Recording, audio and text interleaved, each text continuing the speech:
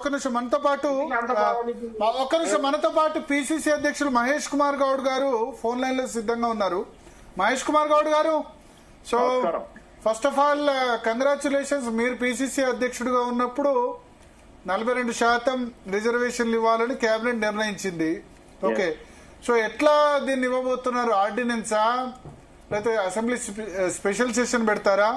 ఇది కోర్టులో నిలబడే విధంగా ఎట్లా చర్యలు తీసుకుంటారు? నేను మొదటి నుంచి కూడా చెప్తూ వస్తున్నాము, కాంగ్రెస్ పార్టీ, కాంగ్రెస్ ప్రభుత్వము బీసీల రిజర్వేషన్ పై కట్టుబడి ఉంది. మొదటిది నేను చాలా పలుమార్లు చెప్పినాను కూడా, రిజర్వేషన్ ఇచ్చిన తర్వాత ఎన్నికలకు పోతామని. గత మే జూన్ లో జరగాల్సిన ఎన్నికలకు ముందుకు పొడిగించడం కూడా రిజర్వేషన్ల కొరకే. దానికోసము కాంగ్రెస్ ప్రభుత్వం కట్టుబడి ఉంది. ముఖ్యమంత్రి గారు మేము పలుమార్లు చర్చించుకొని ఏదో ఒక రకంగా రిజర్వేషన్ ఇచ్చి తీరాలి.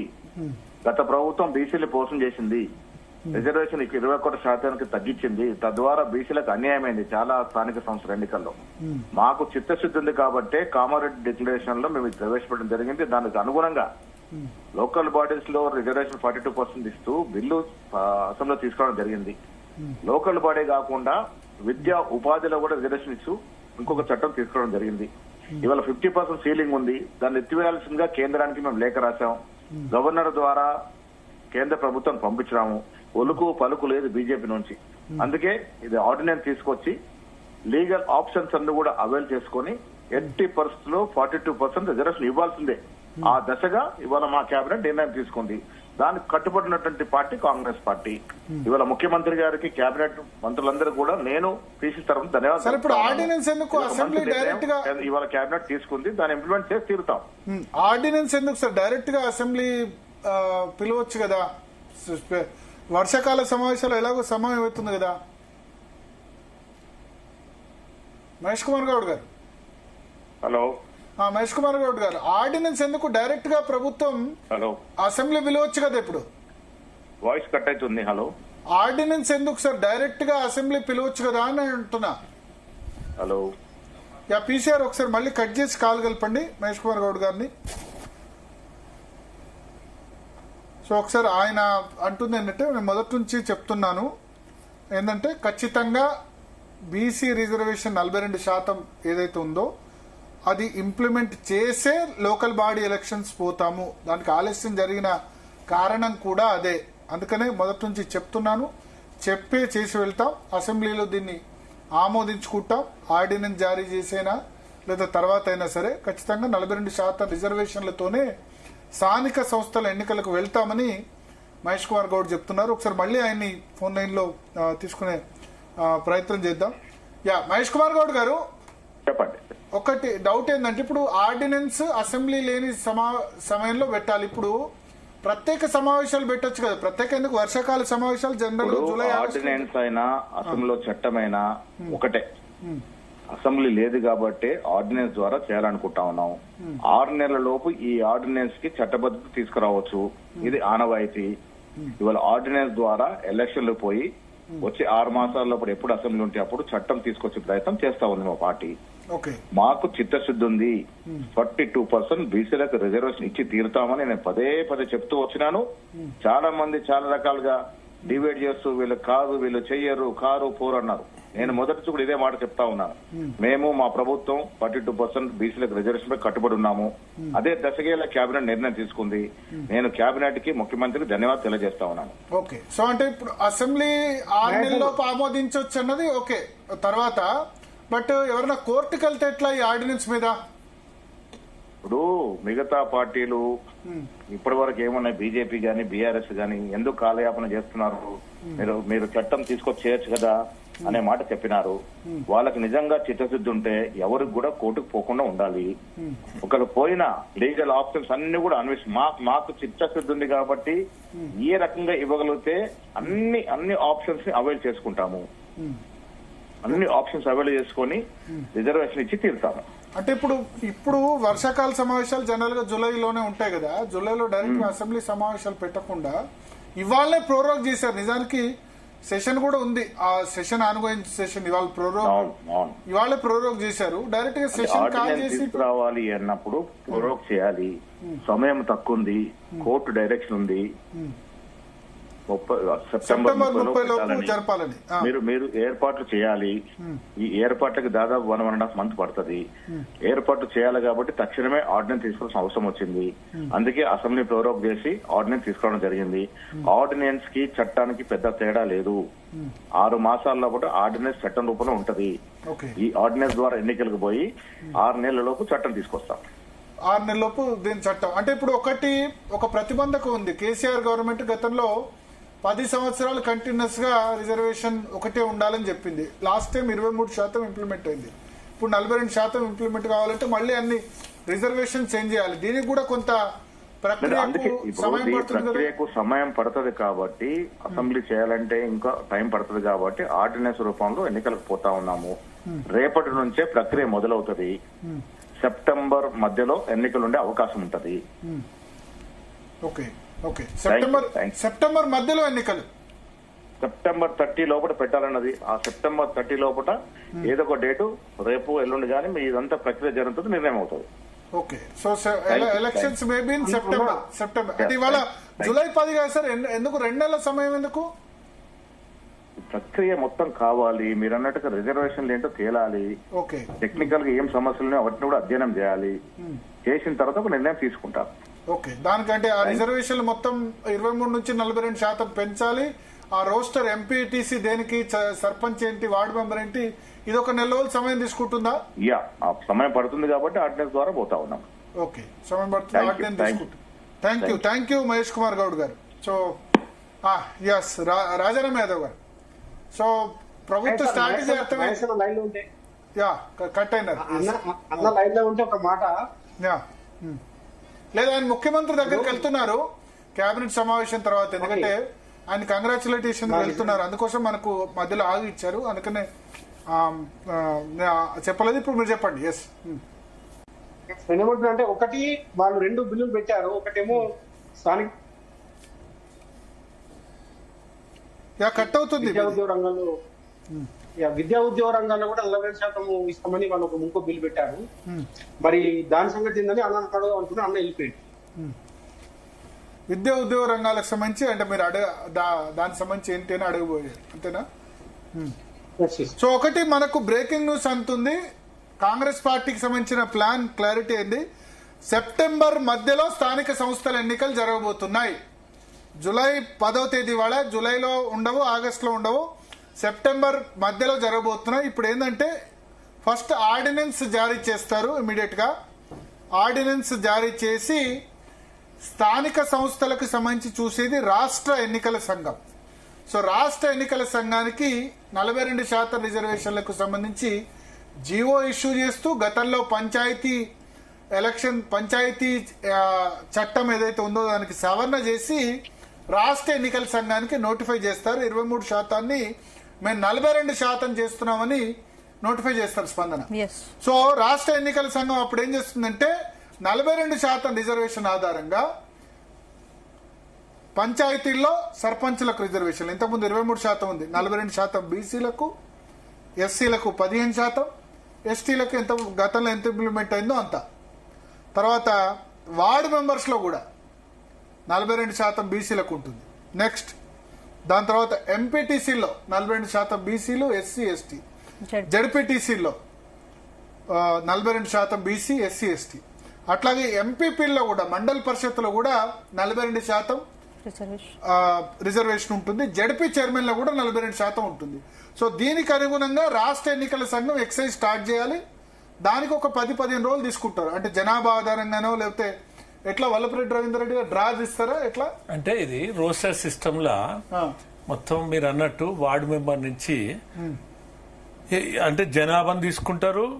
తర్వాత గతంలో ఏది ఉన్నది, ఎస్సీ ఉందా, ఎస్టీ ఉందా, బీసీ ఉందా అంటే రోస్టర్ రొటీన్ సిస్టమ్ లా వార్డు మెంబర్ కానించి ఇక జడ్పీ చైర్మన్ వరకు అప్ టు జడ్పీ చైర్మన్ వరకు ఎంపీటీసీలు, జడ్పీటీసీలు, తర్వాత ఎంపీపీలు, అదేవిధంగా చైర్మన్లు, ఇవన్నీ రోస్టర్ సిస్టమ్ లో తీసుకొని ఇదంతా నాకు తెలిసి ఎల్లాక మహేష్ కుమార్ గారు చెప్పినట్టు 1 మంత్ ఈజీగా పడుతుంది ఈ ప్రక్రియ. అంత ఆషామాషి కూడా కాదు. ఎందుకంటే దీంట్లో కూడా ఈ రోస్టర్ సిస్టమ్ వల్ల కూడా కరెక్ట్ అంటే టెక్నికల్ గా అంటే రియల్ గ్రౌండ్ లో పోకపోతే దాని మీద కూడా ఛాలెంజ్ చేయొచ్చు. అంటే తెలంగాణలో కులగణన చేశారు కదా, ఆ ప్రాతిపదికన తీసుకుంటారు. అంతే, అంటే ఇప్పుడు ఉన్నటువంటి బేసిక్ ప్రిన్సిపల్ ఏం చేస్తారు, కులగణనలో 46% 46 ప్లస్ 10 56% ఉన్నారు. జనాభా అనేది బేసు, కానీ రిజర్వేషన్ కూడా రోస్టర్ సిస్టమ్ చేయాలంటే అది కూడా జనాభా బేసే. ఇప్పుడు సపోజ్ బీసీ జనాభా ఉన్నది, ఎక్కువ ఉంది, అది అక్కడ బీసీనే చేయాలి, కానీ అక్కడ తీసుకుపోయి ఎస్సీ చేయడానికి వీల్లేదు. ఇవన్నీ ఒక టెక్నికల్ గా లాజిక్ గా మళ్ళా అది సైంటిఫిక్ మెథడ్ లో చేయాల్సి వస్తుంది. కాబట్టి ఇది అట్లీస్ట్ 1 month కు పడుతుంది, 1 month ఈజీగా పడుతుంది. వాళ్ళు నాకు తెలిసి నేను అనుకోవడం ఏంటంటే అనుకున్న ప్రకారంగా వాళ్ళు సెప్టెంబర్ 30 లోపు ఎలక్షన్లు పూర్తి చేస్తారు. వాళ్ళు దిగ్విజయంగానే చేస్తారని అనుకుంటున్నా నేను. ఎందుకంటే గవర్నమెంట్ అయితే ఇప్పుడు మీరు అన్న ప్రశ్న కూడా వాస్తవమే. ఏంటంటే అసెంబ్లీలో పెట్టి బిల్లు చేసి దాన్ని తర్వాత చట్టం రూపాయలు తీసుకొని పోవాల్సినంత సమయం ఇప్పుడు లేదు వాళ్ళకు. ఎందుకంటే హైకోర్టు సెప్టెంబర్ 30 లోపల ఎన్నికలు జరిపి తీరాలన్నది. ఈ గడువు లోపల చేయాలంటే అది సాధ్యమయ్యే పని కాదు. కాబట్టి ఆర్డినెన్స్ ద్వారా తీసుకొచ్చి ఈ విధంగా ఎన్నికలకు పోతారని అనుకుంటున్నా. ఎట్టి పరిస్థితుల కానీ ఒక్కటి మాత్రం నేను చెప్పగలను, మన రాజారాం బ్రదర్ ఏమంటాడు, ఏంది అన్న అట్లా కోట్ల, ఇప్పుడు చట్టం ఏముందంటే కోట్లకు పోయే అవకాశం లేదని చెప్పలేము మనం. 100% కోట్లకు ఎవరెవరు పోతారు. పోయినప్పుడు దానికి ఒకటి ఏంటంటే అప్పుడు ఈ డాటా బేస్డ్ ఏదైతే ఉంటుందో, ఈ డెడికేటెడ్ కమిషన్ ఏదైతుందో అది సైంటిఫిక్ మెథడ్ లా ప్రూవ్ చేయాల్సినటువంటి అవసరం కూడా ఏర్పడుతుంది. సరే, ఎనీహౌ వాళ్ళకు 42% రిజర్వేషన్లు కావాలని కోరుకుంటున్నాం. వస్తే మంచిదే, రావాలని కూడా కోరుకుంటున్నాం. ఆ దిశగా కూడా ముఖ్యమంత్రి గారు కూడా తీవ్రంగా ప్రయత్నం చేస్తున్నాడు. ఎందుకంటే రాహుల్ గాంధీ గారు ఇచ్చిన మాట నిలబెట్టుకోవడానికి. అందుకనే నేను మొదటి నుంచి చెప్తున్న ఆలోచన ప్రయత్నం ఆ దిశగా ప్రయాణం చేస్తున్నారని నేను చెప్తున్నా. ఓకే. సో రాజారాం యాదవ్ గారు, సరే ఇప్పుడు ఒకటి విద్యా ఉద్యోగాలకు సంబంధించి పక్కన పెడితే లోకల్ బాడీస్ అయితే ఫస్ట్ ఇమీడియట్ గా ఇంప్లిమెంట్ కాబోతున్నాయి. అదొకటి చేయాల్సిన అవసరం. మీ ఫోన్ కట్ అవుతుంది సార్, మీ జూమ్ కట్ అవుతుంది. ఒక్క నిమిషం. దత్తాత్రేయ విద్యార్థి నేత, తెలంగాణ జాగృతి నేత ప్రస్తుతం మనతో పాటు ఫోన్ లైన్ లో ఉన్నారు. దత్తాత్రేయ గారు. ఎస్, నమస్కారం భరతన గారు. మీకు యావత్ తెలంగాణ రాష్ట్రంలో ఉన్న బీసీలందరి తరఫున జీనియస్ ప్రేక్షకులకు శుభాకాంక్షలు.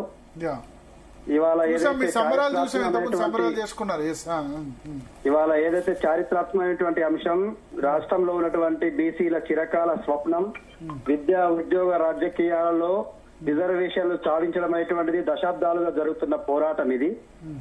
ఈ పోరాటంలో చాలా మంది నాయకులు, ఆర్ కృష్ణయ్య లాంటి వాళ్ళు, చాలా బీసీ సంఘాలుగా చాలా మంది పోరాటం చేసిండ్రు. కానీ ఏదైతే కామారెడ్డి డిక్లరేషన్ ప్రకారం కాంగ్రెస్ పార్టీ బీసీలకు ఇష్టమైనటువంటి స్థానిక సంస్థల్లో 42% రిజర్వేషన్ల కోటం, జాగృతి వ్యవస్థాపక అధ్యక్షురాలు శ్రీమతి కల్వకుంట్ల కవితక్క గారి ఆధ్వర్యంలో యూపీఎఫ్ గా పెద్ద ఎత్తున పోరాటం జరిగింది. అన్ని జిల్లాలలో రౌండ్ టేబుల్ సమావేశాలు, దాంతో పాటుగా ఇవాళ ఇందిరా పార్క్ వద్ద ఒక పెద్ద ఎత్తున బహిరంగ సభ, ఇవాళ జూన్ 17వ తారీఖు నాడు ఏదైతే రైల్ రోకోకు పిలుపునిచ్చారో రైల్ రోకో ప్రోగ్రామ్ కి తలొగ్గినటువంటి రాష్ట్ర ప్రభుత్వం తక్షణం ఇవాళ కేబినెట్ లో ఆర్డినెన్స్ ను జారీ చేస్తూ ప్రత్యేక అసెంబ్లీ సమావేశాలు ఏర్పాటు చేస్తామనడం నిజంగా చారిత్రాత్మకమైనటువంటి అంశంగా భావిస్తా ఉన్నాం. ఈ పోరాటంలో అన్ని వర్గాలు, ఇవాళ మాకు దళిత వర్గాలు, గిరిజన వర్గాలు, మహిళా వర్గాలు, రైతులు, సబ్బండ వర్గాలు ఈ పోరాటానికి సహకరించారు. ముఖ్యంగా విద్యార్థి లోకం పెద్ద ఎత్తున మమేకమై పోరాటం చేసింది. రౌండ్ టేబుల్ సమావేశాలు, ఒకవైపున మిత్రులు రాజారాం యాదవ్ లాంటి వాళ్ళు బీసీ రాజ్యసభతో పోరాటం చేశారు. ఇట్లా ప్రతి ఒక్కరు క్రెడిట్ ఇచ్చిన కాంగ్రెస్ కాకుండా మీరు అందరికి చెప్తున్నారు. క్రెడిట్ ఇచ్చిన కాంగ్రెస్ కాకుండా అందరికి క్రెడిట్ చెప్తున్నారు. కాంగ్రెస్ పార్టీ బాధ్యత అది. ఇవాళ నేనేమంటున్నానంటే భరతన్న గారు, కాంగ్రెస్ పార్టీకి ఒక మేము ప్రత్యేకమైనటువంటి శుభాకాంక్షలు చెప్తూనే వాళ్ళకు ఒక ప్రత్యేకమైనటువంటి స్థానం ఉంటది. ఎందుకంటే బీసీలు కేసీఆర్ ఉన్నప్పుడు ఆ బాధ్యత లేదు. లేదన్నా, ఒక విషయం చెప్తా ఉన్నాను. విద్యార్థి నాయకులుగా మేము ఏమనుకుంటామంటే పోరాటం చేస్తేనే కదా ఇవాళ ప్రభుత్వం తలొగ్గింది. పోరాటమే జరగకపోయింటే ప్రభుత్వం మర్చిపోయేది కదా. అంటే వాళ్ళు హామీ ఇచ్చారు, క్యాస్ట్ సెన్సస్ చేస్తామన్నారు రాహుల్ గాంధీ, దాని ప్రకారం వాళ్ళు చేశారు. క్యాస్ట్ సెన్సెస్ విషయంలో పోరాటాలు ఎన్ని ఇంతకుముందు కూడా పరిణామాలు జరిగాయి. పోరాటాలు ఇంతకుముందు కూడా జరిగాయి కానీ ఇంతకుముందు గవర్నమెంట్లు ఇవ్వలే కదా మరి. అదే ఇప్పుడు నేనేమంటున్నా అంటే ఈ ప్రభుత్వము చాలా సమస్యాత్మకమైనటువంటి అంశం అయినప్పటికీ డెడికేషన్ కమిషన్ వేయమని చెప్పేసి ప్రత్యేకమైనటువంటి ఉద్యమం చేయాల్సి వచ్చింది. డెడికేషన్ కమిషన్ రిపోర్ట్స్ కూడా బయట పెట్టినప్పటికీ గ్రామాల వారీగా డెడికేషన్ కమిషన్ రిపోర్ట్లు ఇవ్వమని అడిగినాము, పెట్టలేదు. అయినప్పటికీ రాష్ట్ర ప్రభుత్వం ఏదైతే కాంగ్రెస్ పార్టీ రిజర్వేషన్ల విషయంలో ఇంకా చిత్తశుద్ధితో, ఎందుకంటున్నామంటే వాళ్ళు పరిపాలన చేస్తున్నటువంటి నాయకులు, అధికారంలో ఉన్న నాయకులు, ముఖ్యమంత్రి రేవంత్ రెడ్డి గారు ఇంకా నిరూపించుకోవాల్సినటువంటి అంశం ఉంది. ఎందుకంటే ఆర్డినెన్స్ వచ్చిన తర్వాత, జీవో వచ్చిన తర్వాత కోర్టు మెట్లు ఎక్కకుండా, కోర్టు కేసులు పడకుండా పూర్తి స్థాయిలో అమలు చేసేటువంటి బాధ్యత ఆ ప్రభుత్వం పైన ఉంది. కోర్టు మరి బీఆర్ఎస్ నుంచి లేకపోతే బీజేపీ నుంచి ఎవరు పోరని మేముంది. ఎవరు పోయినా కూడా ఇవాళ వాళ్ళ చరిత్రహీనులుగా మిగిలిపోతారు. వాళ్ళని ఈ బీసీ సమాజం మొత్తం కూడా ఇప్పుడు కోర్టులో కసబ్ తరపున వాదించిన వాళ్ళు కూడా ఉన్నారు. కాబట్టి ఏమంటున్నానంటే ఒక వ్యక్తికి లాభం చేకూర్చడం కోసం జరిగిన అంశం కాదు ఇది. తరతరాలుగా నష్టపోయిన ఈ వర్గాల కోసం తీసుకున్న బీఆర్ఎస్ ప్రభుత్వం ఉన్నప్పుడు కూడా కోర్టుకు పోయినారు కదా మరి. అప్పుడు కేసీఆర్ తప్పనాలా? దౌర్భాగ్యమైన విషయం ఏంటంటే ఆ రోజు ఆ కమిషన్ రిపోర్ట్ల మీద కోర్టుకు పోయింది ఇదే జానారెడ్డి గారు. చాలా బాధాకరమైన విషయం ఏంటంటే జానారెడ్డి గారు కోర్టుకు పోయారు. అసలు పోలే జానారెడ్డి గారు. ఇప్పుడు ఒకటే అన్నా, లేదు ఇప్పుడు ఇంకొకటి ఇక్కడ నేను మధ్యలో వస్తున్నా, ఇక్కడ మధ్యలో వస్తున్నా. ఒక మాట, రాష్ట్ర ప్రజలు ఒక అవకాశం ఇచ్చిండ్రు, వాళ్ళ నిక్కచ్చిని నిజాయితీ నిరూపించుకునే అవకాశం వచ్చింది. సరే ఎన్ని ఒడిదొడుకులు పడ్డా, ఎంత వెనుక ముందు పోయినా కూడా ఇవాళ బీసీల చైతన్యానికి తలొగ్గాల్సిన అవసరం వచ్చింది. ఖచ్చితంగా బీసీల పోరాటం అనేటువంటిది ఇవాళ పీక్ స్టేజ్ కి వెళ్ళింది. ఒక వర్గం కాదు, ఒక కులం కాదు, అన్ని కులాలు ముక్త కంఠంతో అడుగుతున్నాయి. మాకు రాజకీయ ప్రాతినిధ్యం కావాలని అడుగుతున్నాయి. సర్పంచులు, ఎంపీటీసీలు, జెడ్పీటీసీలే కాదు, భవిష్యత్తులో ఎమ్మెల్యే. నేను ఒకటే చెప్పాల్సింది ఏంటంటే ఈ ప్రభుత్వానికి ఈ బీసీలకు రిజర్వేషన్ ఇవ్వడం ఇష్టం లేదు, కానీ అనివార్య పరిస్థితులు మాత్రం ఇస్తున్నది అనే విషయాన్ని చాలా స్పష్టంగా చెప్పాల్సింది. ఎందుకంటే మీ ఫోన్ కట్ అవుతుంది, మీకు ఏదో ఫోన్ వస్తుంది, దానివల్ల మధ్య మధ్యలో కట్ అవుతుంది. మధ్యలో కులగణన చేయకుండా తప్పించుకోవాలని చూసింది, కులగణన చేయకుండా లోకల్ బాడీ తీసుకోవాలని చూసింది. అట్లాగే డెడికేటెడ్ కమిషన్ కూడా వేయకుండా తప్పించుకోవాలని చూస్తే హైకోర్టు మెట్టికాయలు వేసి హైకోర్టు వేయడం ద్వారా డెడికేటెడ్ కమిషన్ వేసిండ్రు. మీకు తెలుసు భరత్ గారు, ఇవాళ కూడా ఇప్పుడు కూడా ఢిల్లీ పెట్టి తప్పించుకోవాలని చూసింది. కానీ బీసీల ఐక్య పోరాటం వల్ల మేమందరం కూడా కలిసి రాజకీయ పార్టీలకు అతీతంగా, సిద్ధాంతాలకు అతీతంగా, ప్రాంతాలకు అతీతంగా కొట్లాడడం వల్ల మాత్రమే కాంగ్రెస్ పార్టీ ముందుకు వచ్చి దీన్ని ఇంప్లిమెంట్ చేసుకొని మా వర్గాలకు న్యాయం జరిగే వరకు మేము కొట్లాడతాం. ధన్యవాదాలు. కొద్దిసేపటి క్రితమే కల్వకుంట్ల కవిత తెలంగాణ జాగృతి అధ్యక్షురాలు ట్వీట్ చేశారు.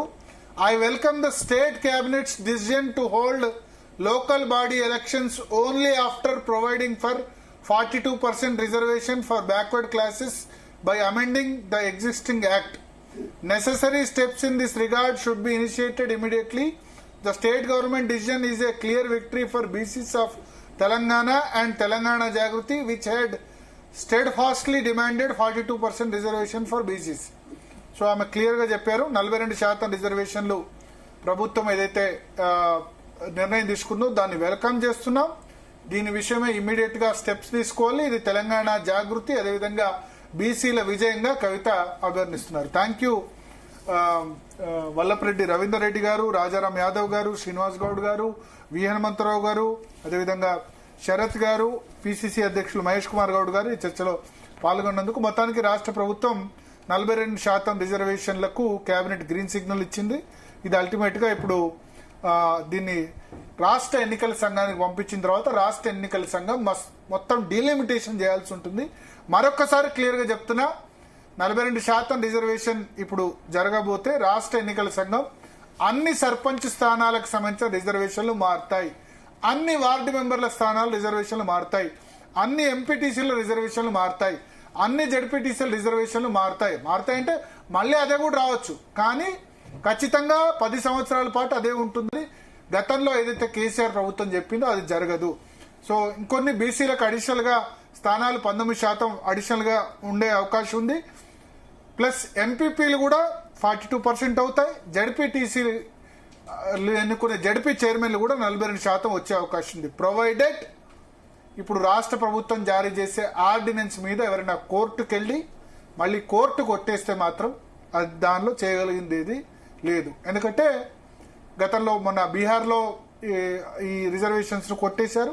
గతంలో కూడా 33% రిజర్వేషన్ కేసీఆర్ ప్రభుత్వం ఇస్తే గనక 23%కే కోర్టు పరిమితం చేసింది. కాబట్టి చూద్దాం కోర్టు మెట్లెక్కకుండా ఎవరైనా ఉంటారా, దీన్ని రాష్ట్ర ప్రభుత్వం ఏ విధంగా దీన్ని ముందుకు తీసుకెళ్తుంది అన్నది రాబోయే రోజుల్లో తెలుస్తుంది. స్పందన. రైట్.